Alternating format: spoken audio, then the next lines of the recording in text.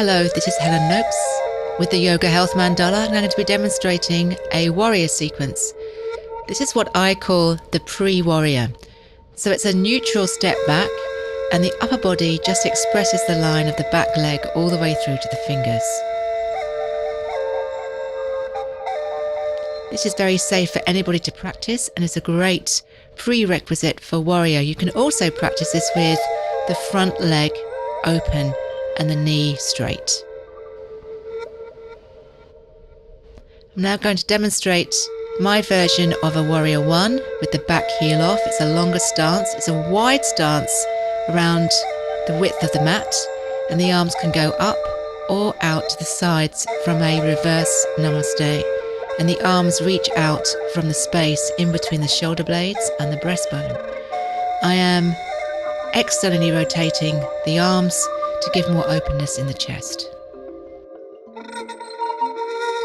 And now I'm going to demonstrate my version of Warrior 2.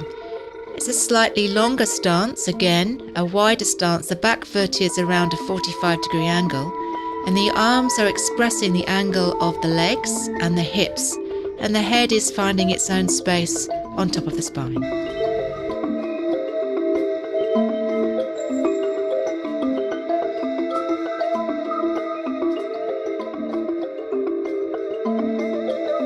And this finally is what I call the true warrior, and from the ground up the whole body opens from inside out, through the feet, through the legs, up through the spine, through the head, externally rotating the arms. The palms and fingers are alive, and you slightly move back into a very gentle back bend. It's a very strong pose, and during the whole of the sequence we engage the space underneath the glutes to strengthen the legs. Okay, now I'm going to take you through a hip mobilization sequence, opening the front of the hips. So we first start with tipping the pelvis forwards and backwards. This is inspired by a program called Spiral Dynamics, developed in Zurich in Switzerland. So then we start to make smaller circles with the hips in one direction, grounding the feet, and then we can undulate into larger circles, keeping very alive in the feet, soft in the legs and soft in the bones. Breath is easy, just arriving and leaving however it wishes. Now I'm going to practice lifting up one hip through the leg, so we're squeezing one side and dropping through the other.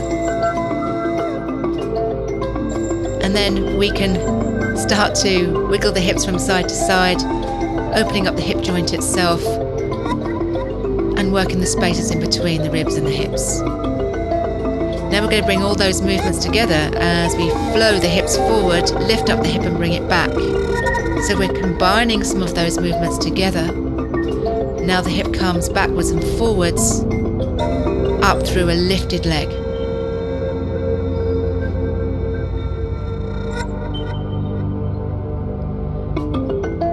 Now we're going to combine all of those movements into a full embodied forward bend and back bend, which eventually starts to find itself unfolding through the limbs into a wave-like spiral running through the body.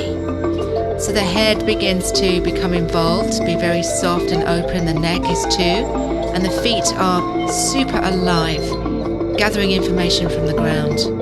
So you can make this movement as big or as small as you wish. Again, breathing just comes naturally. And you might start to unfold into a standing back bend, where you can start to drop your feet from your breastbone, and then again start to drop your feet further up from your hands, and you find that this just unfolds naturally. And you'll also feel that you're engaged the space underneath the glutes to strengthen the legs.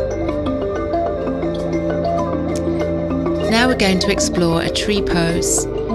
So I'm going to choose a standing leg, and I'm going to mindfully step into the space, becoming very aware of how the feet are connecting to the ground to create a stable base. We're not going to collapse into the hip, but we're simply going to collect the skin of the thighs up into the hip joint. And hopefully the other leg softly and effortlessly will float into a comfortable place on the leg. It could be high up or low down. and the front of the hips and the front of the ribs are facing forward, and the arms extend from the breastbone and the space in between the shoulder blades, and they externally rotate to create an openness in the chest. If balancing is hard for you, please take a wall.